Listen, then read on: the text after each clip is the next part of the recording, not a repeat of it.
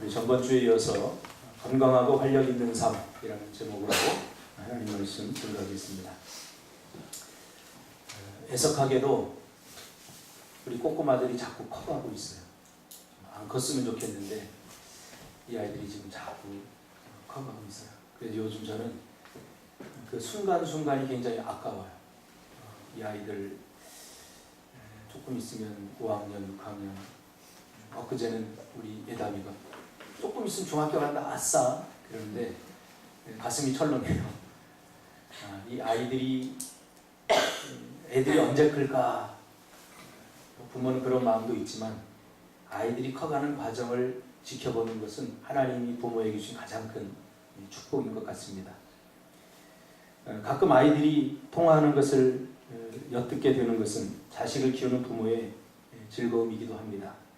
이제 예담이는 이미 전화가 오면 지방으로 가서 봤습니다. 이미 내 품을 자꾸 떠나가고 있어. 안타깝다. 그런데 예원이는 아직도 내 앞에서 친구 전화를 받습니다. 며칠 전에 친구가 이야기를 합니다. 비밀 이야기야? 막 그러면서도 내 앞에서 비밀 이야기를 합니다. 그 아이가 이렇게 통화하면서 나중에 우리 예원이가 그런 얘기를 해요. 누구야? 내가 선물 줄게. 잠깐 기다려. 그러더라고요. 그래서 전화를 끊어요. 근데 영상통화로 딱 이렇게 영상통화 버전으로 하더니 내가 선물 줄게 기다려. 그랬더니 자기 얼굴 딱 비치는 거예요. 그러면서 자, 선물 받아. 그 친구가 어이가 없어서 야, 이게 무슨 선물이야. 야, 이게 제일 좋은 선물이거든. 그렇게 이야기를 하더라고요. 그 이야기를 들으면서 아, 맞다. 우리가 자꾸 가치 있는 것들을 우리가 보지 못하는 경우가 굉장히 많습니다. 사실 친구에게 가장 소중한 것은 친구죠. 친구 그 자체지 친구가 가지고 있는 그 어떤 것은 아니죠. 그렇죠? 그래서 제가 큰 깨달음을 얻었어요. 역시 목사 딸이야. 막 우겨요. 그것도 아니라고 하니까 내가 제일 좋은 선물이야 하면서 막 우기는 걸 보면서 역시 목사 딸이다. 하나님이 우리에게 주신 최고의 선물이 무엇일까? 바로 예수 그리스도십니다. 자기 자신입니다. 하나님은 우리에게 모든 것을 다 주셨어요. 우리의 관심은 하나님이 가지고 있는 축복이라고 하는, 물질이라고 하는, 성공이라고 하는 어떤 내 기도를 이루어주는 어떤 마법 같은 지팡이, 그런 것에 가치를 두고 있지만 사실 하나님이 우리에게 주신 가장 큰 선물은 예수 그리스도 하나님 자신입니다. 그러므로 내가 너에게 줄 수 있는 최고의 선물은 바로 건강한 나 자신입니다. 제가 결혼을 하고 나서 정말 집사람을 사랑했거든요. 그런데 나의 이 잘못된 사랑이 집사람을 별로 행복하게 하지 않는다는 사실을 제가 깨달았어요. 내가 너무 사랑함에도 불구하고 내가 사랑을 주는데 저 사람은 그 사랑을 부담스러워하고 결국 기뻐하지 않는 것 같아요. 그때 제가 깨달았어요. 내가 건강하지 못하구나. 내가 사랑하는 누군가에게 줄 수 있는 최고의 선물은 건강한 나 자신입니다. 제가 오랫동안 상담을 해오면서 많은 가정들이 깨어지는 것도 보고 또 관계가 깨어지는 것도 보고 그것을 통해서 사람들이 힘겨워하는 것을 많이 보면서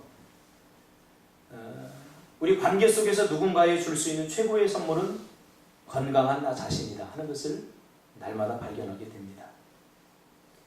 건강하지 못하면 사랑이 집착이 되어버립니다. 그래서 내가 사랑을 한다고 하는데 저 사람은 그 사랑, 나의 사랑 때문에 힘겨워합니다. 이 건강한 사랑이 아니죠. 건강하지 못하면 나는 누군가에게 하나님의 선물이 축복의 통로가 절대 될 수 없습니다. 만남도 그렇고 관계도 그렇습니다. 건강하지 못하면 신앙도 무서운 신념이 되어서 종교적으로 가장 악한 사람이 될 수 있습니다. 나쁜 사람 중에 가장 악한 사람은 종교적으로 나쁜 사람입니다. 팔레스타인에 그 테러범들 보세요. 그 사람들이 폭탄을 온몸에 두르고서 죽으면서 자기들 순교한다고 해요. 생각해 보세요. 그 죄 없는 그 어린 아이들, 그 아이들이 그 폭탄에 죽어가요. 그런데 자기들은 하나님을 위한 순교라고 생각해요. 그러니 종교적으로 나쁜 게 가장 나쁜. 그리고 양심의 가책도 없어요. 우리가 살인을 하거나 이런 죄를 지은 사람은 양심의 가책이라도 있는데 종교적으로 이것이 하나님을 위한 일이다 라는 신념을 갖게 되어버리면 이것은 양심의 가책도 갖지 않고 더 많은 사람을 고통 가운데 빠뜨릴 수 있다는 겁니다. 왜 그래요? 신앙적으로 건강하지 못하게 돼요. 신앙적으로. 이단에 빠져서 가정을 돌보지 않고 가정을 헌신자처럼 버리는 그 사람들, 마찬가지 종교적 신념, 종교적으로 건강하지 못하면 많은 사람들을 고통 가운데 내몰면서도 양심의 가책을 느끼지 못한다. 요한 3서 1장 2절에 보면 사랑하는 자여 내 영혼이 잘됨과 같이 내가 범사에 잘되고 강건하기를 내가 간구한다 라고 말합니다. 우리가 저번 주에 살펴본 것처럼 건강이라고 하는 것은 육체, 또 정신, 사회성 뿐만 아니라 이제 영적인 것도 포함시켰습니다. 이게 기독교에서 포함시킨 게 아니라 일반 심리학에서 건강이라고 말할 때 영적인 것도 포함된다는 거예요. 그렇죠? 맞죠? 결국 성경으로 돌아가요. 성경은 우리의 모든 이 사회적, 관계적이고 또 정신적인 이런 문제들이 어디서부터 시작이 되느냐? 영에서부터 시작됐다고 이렇게 말하고 있죠. 영적인 것에서. 그러면 이제 우리 영적 상태를 한번 진단해 보겠습니다. 오늘 잠언 4장 20절에서 27절까지 말씀을 통해서 진단해 보려고 합니다.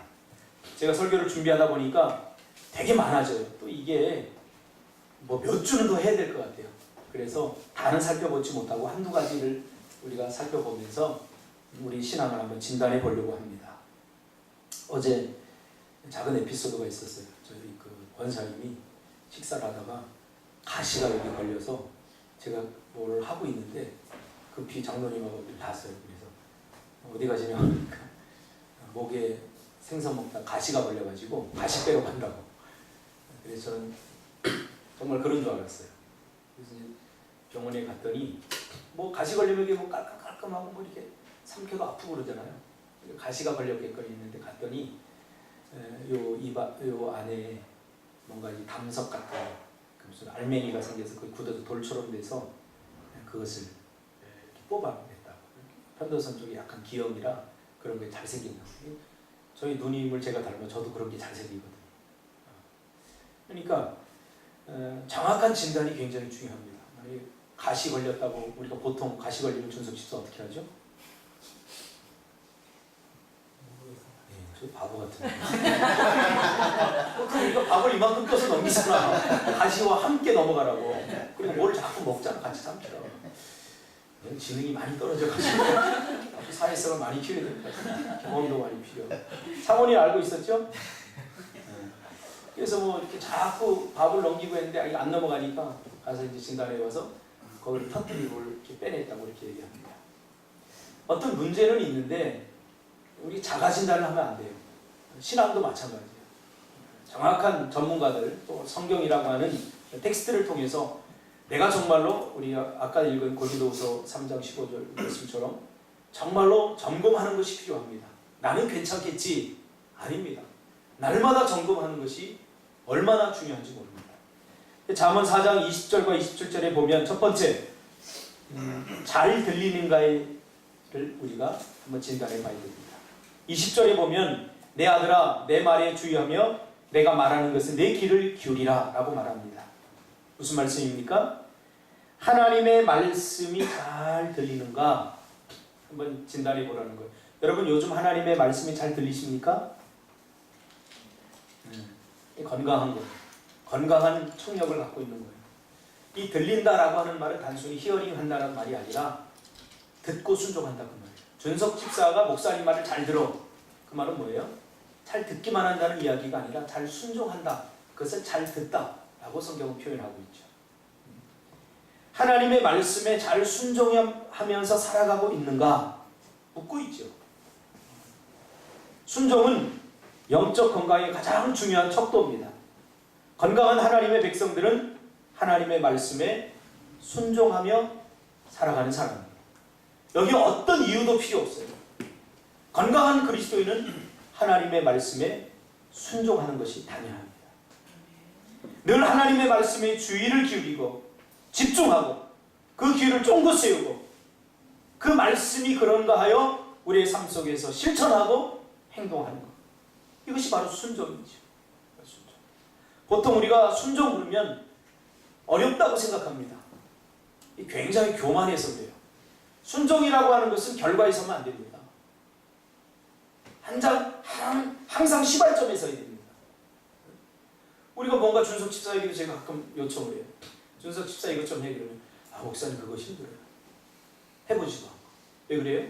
힘들다고 생각하는 거죠. 그래서 내가 결론을 내려버리는 거죠. 왜 그래요? 교만해서 그래요. 순종이라고 하는 것은 결론을 하나님께 맡기고 하나님께서 원하시는 것을 내가 최선을 다해서 해나가는 것. 이것이 순종입니다. 근데 결과까지 내가 다 결론 지으려고 하면 안 돼요. 순종. 결론은 하나님께서 지으시는 거죠. 나는 그 말씀을 믿고 그대로 하는 거예요. 기도하면 응답된다 그러면 내가 기도해도 하나님 응답 안 해주시더라고요. 그걸 안 해주실 거잖아요. 이거 뭐예요? 굉장히 교만한 행동이에요. 내가 영적으로 건강하지 못하다는 굉장히 중요한 사인 중에 하나입니다. 순종은 그저 하나님의 말씀이 그렇다고 하면 그런 줄 알고 내가 실천해 나가는 것, 우리 삶 속에 적용해 나가는 것. 그러면 결론은 하나님께서 그 순종에 대한 결론을 짓게 되어 있다는 거죠. 우리가 선지서를 반복해서 읽다 보면 반복되는 말씀이 있습니다. 그 말이 뭐냐면 선지자들이 하나님의 음성을 듣다 하는 말이 계속 반복됩니다. 하나님의 음성을 듣다. 그리고 선지자들은 움직이죠. 여러분, 요즘 하나님의 음성을 듣고 움직이십니까? 하나님의 음성을 듣고 움직이시길 바랍니다. 시간에 쫓겨서 움직이지 말고요. 사람들의 말에 좌지우지되지 말고요. 하나님의 음성을 듣고 움직이시기를 주님의 이름으로 축복합니다. 아멘. 세상 소리가 자꾸 들리죠. 세상 소리에 자꾸 귀 기울이게 되다 보면 영적 난청이 생겨서 그 다음부터 하나님의 음성이 잘 안 들려요. 세상 소리를 자꾸 듣고 싶죠. 사람들의 소리를 자꾸 듣고 싶죠. 참 이상해요. 사람들의 소리를 자꾸 듣고 세상 소리를 들으면 어느 순간에 하나님의 음성이 잘 안 들려요. 여러분 그거 경험하지 못합니까? 너무 자주 경험해요. 이게 뭐예요? 영적 난청이 생기는 거죠. 그래서 하나님의 음성을 듣고 싶어도 잘 안 들릴 때가 있어요. 하나님의 음성이 잘 안 들리니까 자기 마음대로 이제 살게 되죠. 자기 기분, 자기 느낌, 자기가 하고 싶은 대로 살게 되는 거죠. 이게 심각한 영적 질병을 초래합니다. 사무엘상 15장에 보면 하나님은 사울 왕에게 분명하게 이야기합니다. 아말렉을 쳐서 진멸하라. 이 말은 헤렘의 법칙입니다. 쳐서 진멸하라고 불태워 없애버리는 거예요. 그런데 전쟁에서 이기고 이 사울 왕이 엉뚱한 짓을 합니다. 몰래 길갈에 가서 기념비를 하나 크게 전쟁 기념비를 세웁니다. 그런데 사무엘 기자는 그 행위를 가리켜 뭐라고 말하냐면 자기를 위하여 기념비를 세웠다. 이렇게. 전쟁에서 승리하게 하신 분은 하나님이신데 가만히 생각해 보니까 하나님의 은혜도 있긴 하지만 그래도 자기가 좀 잘 싸운 것 같아요. 그러니까 자기 이름을 드높이기 위해서 자기 영광을 드러내기 위해서 길갈에다 몰래 전쟁 기념비를 세우고 나 사울이 전쟁에서 승리했다 하고 다음 세대들이 그걸 볼 수 있도록 기념비를 세운 거죠. 그때 사무엘이 찾아갑니다. 분명히 진멸하라고 했는데 진멸하지 않았어요. 사무엘이 찾아가서 아니 왜 하나님의 말씀에 순종하지 않느냐? 하나님께서 분명히 다 진멸하라고 하지 않았느냐? 그랬더니 우깁니다. 다 진멸했다. 다 불살라버렸다. 그렇게 이야기할 때 저쪽에서 음메 하면서 양의 소리가 들립니다. 그 사무엘이 뭐라고 그럽니까? 아니 저 양의 소리는 어찌미요? 다 진멸하라고 했는데 왜 양의 소리가 들립니까? 그러니까 사무엘이 뭐라고, 사울 왕이 뭐라고 그럽니까? 아, 그거요? 내가 가장 좋은 극상품의 양들과 금, 은을 하나님께 드리려고 내가 남겨놓았습니다. 이렇게 이야기해요. 정말 그럴까요? 그렇지 않죠. 자기 소유하기 위해서 하나님을 핑계 삼는 거죠. 그때 22절에 사무엘이 이르되 여호와께서 번제와 다른 제사를 그의 목소리를 청종하신 것 같이 좋아하시겠나이까? 순종이 제사보다 낫고 듣는 것이 숫양의 기름보다 나으니 이를 거역하는 것은 점치는 죄와 같고 완고한 것은 사신 우상에게 절하는 것과 같으니라. 왕이 여호와의 말씀을 버렸으므로 여호와께서도 왕을 버려 왕이 되지 못하게 하셨나이다. 아니. 이 불순종의 문제는 단순한 문제가 아닙니다. 영적인 문제입니다. 내가 형편이 안 돼서 불순종하고 내 성격이 못 돼서 불순종하고 절대 그런 문제가 아니라는 거죠. 내가 선천적으로 누구에게 잘 이렇게 누구 말을 듣는 편이 아니야, 순종하는 편이 이런 인격적인 문제도 아니라는 거죠. 불순종은 영적인 문제라는 거죠. 결국 사울 왕은 버림받게 됩니다. 말씀을 통해서 여러분 자기 유익, 자기 살 길을 찾지 말고 말씀을 통해서 순종의 길을 찾기를 바랍니다. 하나님의 음성을 듣지 않고 자기 내면의 소리를 들으며 하나님의 통제 밖으로 나가려고 하는 근성이 우리 안에 다 있습니다. 마치 집을 나간 둘째 아들처럼 말이죠. 이스라엘 백성들은 공동체로 부름을 받았어요. 오늘 우리도 하나님께서 공동체로 부름을 받아요. 그래서 신앙은 좋은데, 믿음은 좋은데 교회 생활을 제대로 하지 않는 사람들은 성경을 잘 모르는 사람, 무식한 사람들이에요. 나는 하나님을 믿어. 하나님을 믿으면 되지. 뭐 교회 생활하고 예배 생활하고 이게 뭐 필요해. 교회 가면 사람들에게 상처받고 사람들 꼴도 보기 싫어. 그렇게 사는 사람들. 위선자들 같아. 그렇게 말하는 사람들은 굉장히 믿음이 좋은 사람들 같은데 그런 사람들 조심해야 됩니다. 교육의 핵심이 뭐냐면 통제 가능한 사람. 기독교적으로 해석하면 순종 가능한 사람을 만드는 것이 기독교 교육의 핵심입니다. 죄는 자꾸 불순종하게 만들거든요. 그래서 기독교 교육의 핵심이 뭐냐면 하나님께 순종 가능한 사람이 되도록 만드는 거예요. 그러니까 교육이 안 되면 뭐가 나옵니까? 괴물이 나옵니다. 여러분. 세상의 상식과 규칙, 교육 밖에서 놀려고 하니까 여러 사람에게 피해를 주고 그리고 또 자기가 잘못했다는 건 몰라요. 사이코패스 같은. 현대 교육이 만들어내는 게 뭐예요? 처음에는 18세기 계몽주의를 통해서 사람들이 배우지 못해서 이렇게 죄를 짓고 전쟁이 일어나고 살인을 한다. 그랬잖아요. 사람을 계몽, 교육을 시켜야 된다. 교육을 시켜놨어요. 그랬더니 이제는 더 수준 높은 죄를 지어서 사람들을 더 고통 가운데 만들고 있어요. 지금 다원주의 시대가 만들어 놓은 게 뭐예요? 그것에 업된 상태입니다. 사이코패스가 된다. 적어도 죽이면 자기 양심의 가책을 느끼게 되는데 내가 죽여놓고는 내 어린 시절이 불행했기 때문에 그랬다라고 변명하고 핑계합니다. 그래서 합리화시키는 거죠. 이게 얼마나 무서운 일입니까? 그러니까 교육이 이런 사람들을 선도하고 이런 사람들을 바꿔야 되는데 그렇게 하지 못하고 있다는 거죠.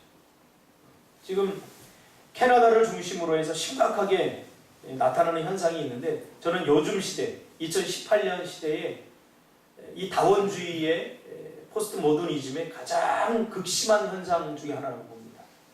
이게 뭐냐면 폴리아모리라고 하는 현상입니다. 이제 얼마 있으면 우리나라에 이미 들어와 있는 것 같아요. 폴리아모리. 이게 뭐냐면 한 사람과 여러 명의 사람이 사랑을 나누는. 그래서 어떤 집에는 남편이 둘이고 아내가 하나예요. 어떤 집에는 아내가 다섯이고 남편이 하나예요. 왜 우리가 1대1로만 사랑을 나누냐? 평생 살면서 한 사람하고 사랑하는 것은 불공평하지 않다. 그래서 남편이 하나고 아내가 5명인 집에 가정을 이루고 살아요. 이게 폴리아모리 현상인데 지금 캐나다를 중심으로 해서 남미 쪽으로 해서 극심하게 번지고 있어요. 이 사람들이 주장하는 게 뭐냐면, 인터뷰를 한 걸 제가 들으니까 이런 이야기를 해요. 세상에는 우리가 통제할 수 없는 충동 같은 게 있습니다. 우리 마음속에 어떤 충동이 일어요. 근데 그거 통제할 수 없다는 거예요. 그러니까 해보고 싶은 거예요. 그 충동이 있는데. 다원주의하고 딱 맞아떨어져가지고 내가 하고 싶은 대로 살 테니까 너희도 나의 삶을 타치하지 마. 너희도 하고 싶은 대로 살아. 성경이라는 하나님의 말씀이라는 절대 기준을 깨면 어떤 세상이 오냐면 지옥이 됩니다. 개인적으로도 마찬가지예요. 하나님의 말씀의 기준을 떠나는 순간 무질서해지고 삶의 지옥을 경험하게 되는 거죠. 아버지의 말씀의 터치가 지겨워지는 순간, 그 다음부터 인생은 불행 속으로 뛰어들게 되는 거죠. 생각해보세요. 자녀가 어릴 적부터 부모의 터치에 의해서 크지 않겠습니까? 하고 싶은 대로 다 해주고 있어요. 근데 교육을 망치는 첫 번째는 뭐냐면 하고 싶은 대로 다 해주는 거예요. 자녀들. 나중에 한번 자녀 키울 때 하고 싶은 대로 다 놔둬버리고 있어요. 그러면 가장 괴물이 됩니다. 여러분들이 이렇게 잘 큰 것은 여러분들이 부모님의 터치를 받았기 때문에 그래요. 우리 성도들은 마찬가지예요. 성도들이 어느 정도 성장하다가 하나님의 말씀의 터치를 자꾸 안 받으려고 해요. 참 어리석은 거예요. 내가 이제 좀 컸다는 거죠. 위기입니다. 굉장히 조심해야 됩니다. 그러면서 자신이 피해자라고 합니다. 심각한 피해를 주고. 영적으로도 마찬가지지요. 교회에 심각한 피해를 주고는 오히려 자신이 교회에 상처를 받았다. 피해를 자신이 받았다. 라고 이야기하는 거죠. 조심해야 됩니다. 요한복음 10장 27절에 내 양은 내 음성을 들으며 나는 그들을 알며 그들은 나를 따르리니. 하나님의 백성은 하나님의 음성을 듣고 주님을 따르는 겁니다. 자기가 따르고 싶은 대로 따르는 게 신앙이 아니에요. 하나님의 음성이라고 하는 절대적 기준을 가지고 따라야 되는 거지, 내 기분 내 감정대로 해놓고 그것을 주님을 따랐다 라고 말해서는 안 되는 거죠. 베드로가 그것을 깨닫게 됩니다. 베드로는 자기 열심으로 주님을 따른 거예요. 그러다 보니까 하나님의 계획을, 예수님이 뭐라고 그랬어요? 사탄아 물러가라고 그랬어요. 자기의 열심이 내려놔야 돼요. 내 삶의 기준이 성경이어야 돼요. 그렇죠? 그래야 푸른 초장, 쉴만한 물가로 우리가 인도받을 수 있다는 겁니다. 여러분, 하나님의 음성을 들으십니까? 요즘도? 이게 막힌 지 얼마나 됐어요? 빨리 회복해야 돼요. 하나님의 음성을 듣고 그 음성에 따라 우리가 움직여야 돼요. 이것이 건강한 그리스도입니다. 두 번째로, 잘 보아야 됩니다. 오늘 본문에 나오듯이 그것을 내 눈에서 떠나지 말라, 이렇게 이야기합니다. 잘 보아야 합니다. 영적 시선을 주님께 두어야 됩니다. 초점을 맞춰야 되는 거죠. 김석찬 목사님이 자꾸 저한테 충동질을 합니다. 몽골에 가서. 몽골에 가서 말을 좀 시원하게 타자. 제가 전번에 제주도 왔을 때, 야, 제주도에 말이 있으니까 말 태워줄게. 장난 아니야? 12,000원 내고 똑깍 다니는 거, 자기는 그런 거 원하지 않는데, 그게 말 타는 게 아니에요. 어린 애들이나 타는 거. 말 타고 한 2시간을 달리고 싶대요. 저도 그래요. 저도 제주도 가서 말 한 번 타본 적 없어요. 저도 말 타고 한두 시간을 달리고 싶어요. 그러면서 몽골 초원이 얼마나 넓은지 한번 보고 싶어요. 몽골 사람들 눈이 좋다고 그러잖아요. 멀리 있는 것을 자꾸 보고 사니까. 요즘 자꾸 시력이 제가 나빠져요. 노안이 오고 또 지나쳐서 이 노안 안경을 꼈는데 다 잘생겨 보이고 이뻐 보여요. 시력이 나빠지는 거죠. 끼면 여러분 실체가 다 드러납니다. 우리 영적 시력 보지 못하면 어떻게 돼? 답답해요, 인생. 여러분 지금 답답합니까? 보이지 않으니까 그래요. 비전을 갖고 살아라 그러잖아요. 비전은 뭐예요? 보는 거잖아요. 우리 미래를 봐야 돼요. 성경을 통해서. 내가 지금 이렇게 살면 내 미래가 어떻게 될 것인가? 내 말씀에 순종하면 어떻게 될 것인가? 보이지 않습니까, 여러분? 제가 제주도 온 것은 비전 때문에 온 거예요. 보였기 때문에 온 거예요. 아무것도 안 보이는데 어떻게 와요? 요즘 여러분 마음이 답답하고 뭔가 답답하다면 비전이 상실된 거예요. 보이지 않으니까. 비전이 상실되면 현실만 보입니다. 말씀을 통해서 여러분 미래를 한번 보세요. 아브라함이 왜 달바를 알지 못하고 떠났습니까? 그는 보았기 때문이죠.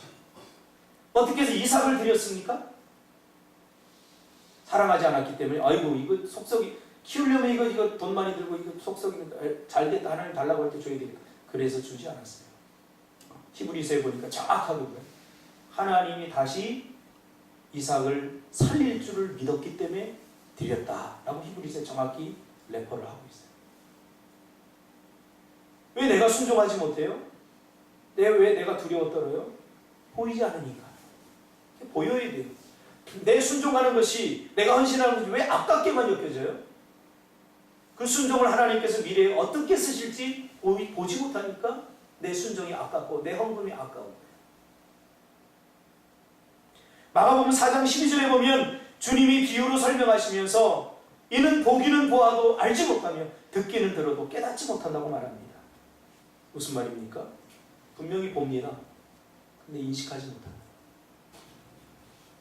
이 동복이 다 망가져 버렸어요. 예전에 제가 심리학을 공부할 때 어떤 이쁜 아줌마가 한 분 계셨어요. 근데 이분의 특징이 뭐냐면 사람을 정면으로 째려보는 거예요. 저 별로 안 좋아하거든요. 정면으로 째려보는. 처음에 오해했어요. 저기 좀 이상한 거. 자꾸 나를 쳐다봐. 나중에 알고 보니까 시력을 잃어버린 사람. 시력을 잃어버려서 보기는 보아도 보지 못하는 거죠. 근데 나는 오해했던 거지. 자꾸 나를 째려본다고 생각했던 거지. 우리가 하나님의 말씀을 보는데 보기는 보아도 보이지 않으면 안 돼요. 보여야 돼요. 할렐루야. 아멘. 여러분 이번 주에 성경 통독 주간 하지 않았습니까? 명준이가 미안해 이름을 거명해서 괜찮아요. 거기에서 받은 은혜들을 이렇게 역시 작가더라고요. 아주 냉철한 작가 있는 거다가 내가 얘가 자꾸 비웃어요. 너를 칭찬하면 얘가 자꾸 비웃는데 어떻게 할까? 저도 준석이 칭찬할 때 비웃겠습니다. 은혜는 너 이게 성경적이잖아. 이렇게 제가 은혜를 받았어요. 명준은 이런 시선으로 또 이렇게 성경을 보고 있구나. 나는 그 구절을 볼 때 그런 식으로 은혜를 받지 않았는데 그걸 보면서 참 은혜가 돼. 풍성하더라고요. 또 희수도 보내. 희수도 이렇게 보낸 걸 보면 너무나 막 감동이 와요. 희수가 이런 것까지 깨달아? 나는 희수를 굉장히 이렇게 밑으로 봤는데 이 정도 신앙이구나. 이런 걸 깨달아? 그러면서 하나님이 주신 그런 감동이 있어요. 볼 때 보기는 보아도 보이니까 깨닫는 거예요. 보이니까. 보이면 깨닫죠. 형체가 어떻게 생겼는지. 보이지 않으면 깨닫지 못합니다. 여러분 영적 시력이 회복되기를 주님의 이름으로 축복합니다. 아멘. 이게 보여야 주일 오후에 드리는 나눔 시간이 부담스럽지 않아요.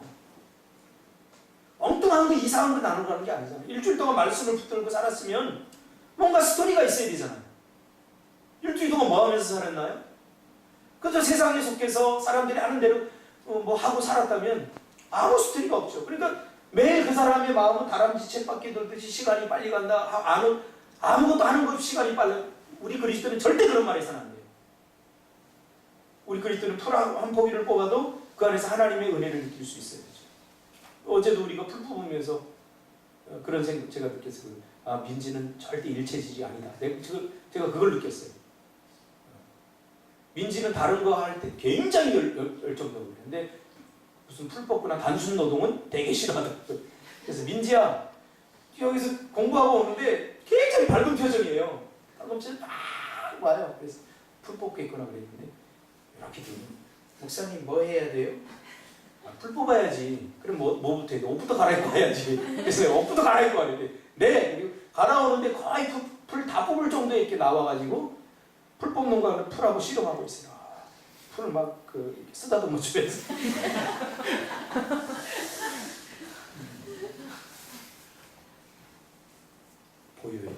민지의 마음이 그때 보이더라고요. 그게 안 보이면 저는 민지에게 저 게으른 여자 이렇게 생각했어요. 민지가 다른 거 시킬 때는 굉장히 열심히 하거든요. 보여야 돼요. 보고 싶은 것만 봐서는 안 돼요. 보이는 것만 봐서는 안 돼요. 오해가 생겨요. 보아야 할 것들을 봐야죠. 성경은 그것을 보게 하시죠. 우리 영의 눈이 열리면 보여요 이게. 가끔 저한테 제가 청소년 갈 때 우리 배집사도 있지만 막 따지는 사람이 있어요. 목사님, 내가 더 많이 헌신하고 내가 목사님을 더 많이 좋아하고 했는데 쟤는 말도 안 듣고 예배도 늦게 나오고 쟤 사랑받을 짓 하나도 안 하는데 왜 쟤를 사랑해줘요? 그러니까 제 눈에 보이는 게 있기 때문에. 지금은 그렇지만 저 아이의 1년 후, 2년 후가 보이거든요. 저런 아이가 거목이 되고 저런 아이가 성장해서 어떤 일을 하는지. 당장 열심히 내가 지금은 멋있을 것 같은데 나중에는 이름도 없이 교회에서 사라지는 걸 많이 봤어요. 제가 사람 키우는 사역을 하다 보니까 이게 보여요. 그래서 한 사람 한 사람 그냥 제가 대충 지금 잘못한다고 미워할 수 없어요. 지금 좀 잘못한다고 너 교회 나가 그럴 수 없다. 예, 하나님이 보는 눈을 주시더라. 제가 믿을지 모르겠지만 태안 집사 처음 해봤을 때 천재를 보는 줄 알았어요. 눈이 얼마나 총명한지. 저 작은 눈이 막 총명한지. 근데 요즘 살쪄서 이게 더 작아져서 그렇지만 살 빼면 아마 더 총명해지죠. 고유. 열왕기하 6장에 보면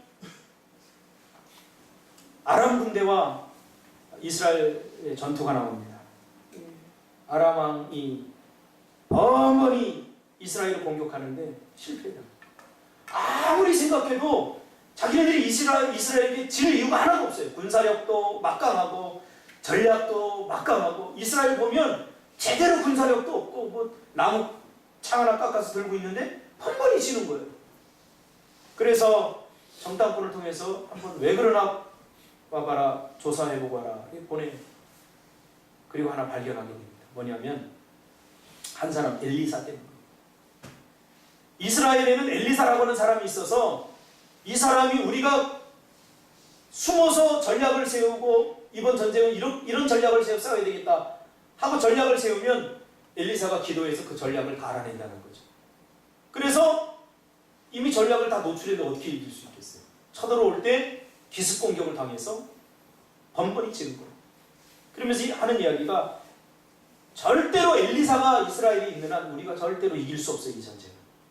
그래서 작전을 세웁니다. 그럼 엘리사가 어디 있느냐? 저기 도단성에 있어요. 그러면 엘리사를 죽이자. 그래서 엘리사 한 사람 잡으려고 한 민족의 군대가 다 출동합니다. 여러분 이런 사람이 되시기를 주님의 이름으로 축복합니다. 이런 기도의 명장이 되겠죠. 그렇죠? 도단성을 겹겹이 에워쌉니다. 빠져나오지 못해. 누구 잡으려고? 엘리사 한 사람 잡으려고. 눈을 떠서 아침에 일어나 보니까 엘리사의 종이 보니까 아람 군대가 겹겹이 에워쌌어요.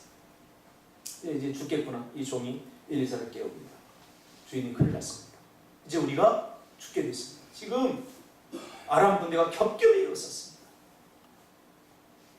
엘리사는 아주 여유가 있죠. 왜?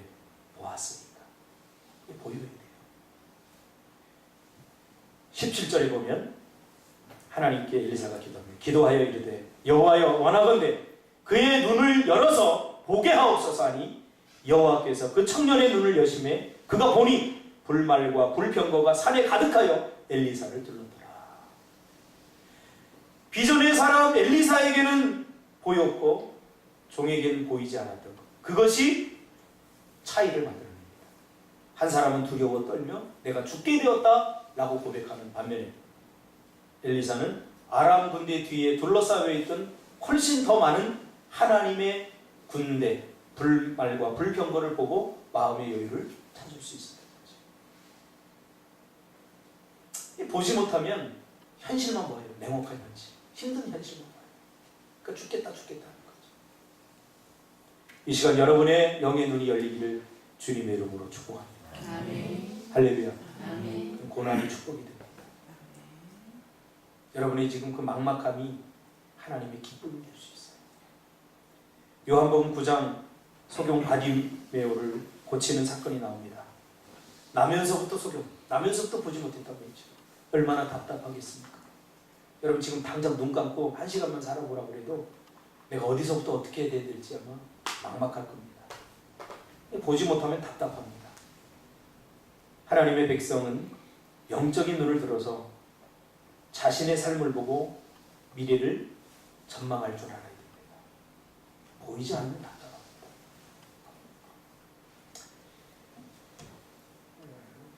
사람을 이렇게 다루는 일을 하다 보니까 보는 눈이 자꾸 생기는 것 같아요. 그래서 노예에서도 이렇게 일할 때 일꾼을 이렇게 추천할 때 가끔 저에게도 이제 그 기회가 오면 제가 이렇게 반대하기도 합니다. 박 목사 어때? 이 사람 세우면 어떻겠어? 하면 이렇게 반대합니다. 그러니까 지금은 열심히 하는데 미래에도 어느 정도 좀 가능할 수 있죠. 그렇죠? 여러분 마음에 이 하나님 말씀을 통해서 보는 여러분의 영적 시력이 회복되기를 주님의 이름으로 축복합니다. 하나만 더 살펴보고 마치려고 합니다. 우리 여러분의 마음 검사를 좀 해볼 필요가 있죠. 23절에 보면 모든 지킬 만한 것 중에 더욱 내 마음을 지키라. 생명의 근원이 이에서 나리라.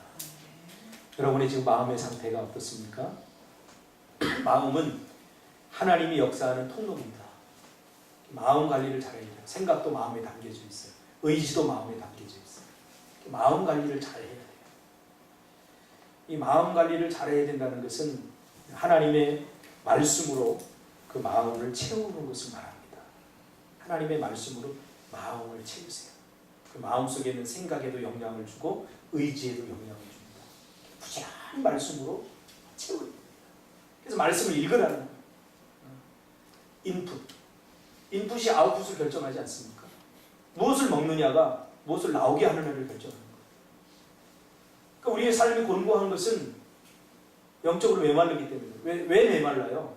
마시지 않고 먹지 않기 때문에 그래요. 그러니까 자꾸 세상에 구걸하는 거죠. 세상적인 방법으로. 성경에 우리가 어떻게 살아야 되고 무엇을 해야 되고 이런 인생의 위기를 어떻게 극복해야 되는지 다 있어요. 그러니까 자꾸 인풋하세요. 하나님의 말씀을 자꾸 먹고. 제가 얘기했잖아요. 에스겔 골짜기도 마른 뼈들 왜 죽었는가? 하나님의 말씀을 먹지 않아 죽은 거예요. 영적 굶주림에 시달리다가 죽은 거예요. 오늘 우리의 영은 하나님의 말씀이라고는 양식을 통해서 건강해집니다. 요즘 건강은 다 먹는 것에 달려있어요. 99%가 먹는 거예요. 예전에는 못 먹어서 병 걸렸는데 지금은 너무 많이 먹어서 먹지 말아야 될 걸 먹어서 너무 달콤하고 그러니까 지금도 내가 오늘 아침을 안 먹었어요. 장로님이 사모님이 아침 안 주시냐고 제가 일부러 안 먹는 겁니다. 그래서 티밥을 먹었어요. 제가 티밥 배고프니까 아침에 일어나 좀 움직이다 보니 배가 고프더라고요. 설교를 좀 못할 것 같아요. 그래서 밥 먹기는 좀 그렇고 티밥을 내가 먹었어요. 티밥. 그것도 밥이잖아요. 할렐루야. 그래서 티밥을 한 줌 먹으니까 달콤하고 맛있어요. 그 절반을 제가 때려치우고 왔어요. 지금. 얼마나 달콤한지. 근데 지금 속이 막 부글거리고 죽겠어요. 달콤하다고 다 먹으면 안 돼요. 절제해야죠. 무엇을 먹어야 될까? 굉장히 중요합니다. 네 번째로 혀입니다. 오늘 본문에 보면 구부러진 말을 내 입에서 버리며. 말은 그 사람의 마음의 상태를 반영하죠. 뭘 봐도 뭘 말해도 불평과 원망, 비관적이고 비판적으로 말하는 사람이 있습니다. 야, 이제 끝났다. 저 사람이 뭘 하겠어. 이거 마음의 상태가 그렇게 되어 있는 거예요. 그러니까 마음의 상처가 깊은 사람들은 뭘 해도 자꾸 독이 나오더라고요. 제가 부부 상담을 하면서 느낀 게 있어요.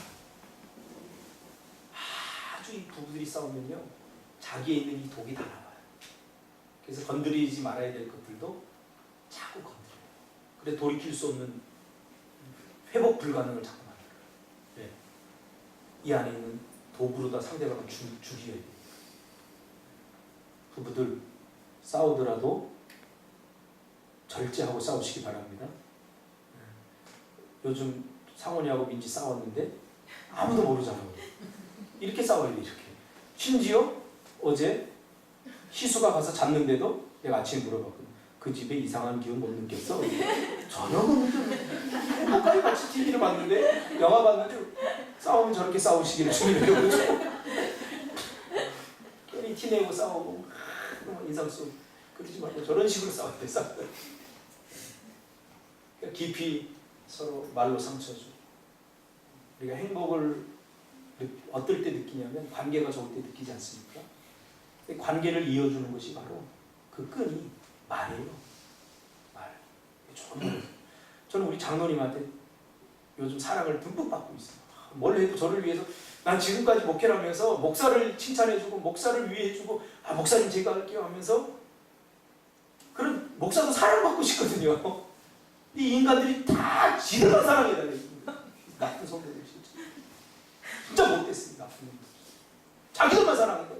목사도 사람인데. 근데 요즘 우리 장로님이 진짜 심지어 우리 집사람도 안 물어보는데 식사하셨어요? 목사님? 물어보고 안 먹었으면 우리 집에 오세요.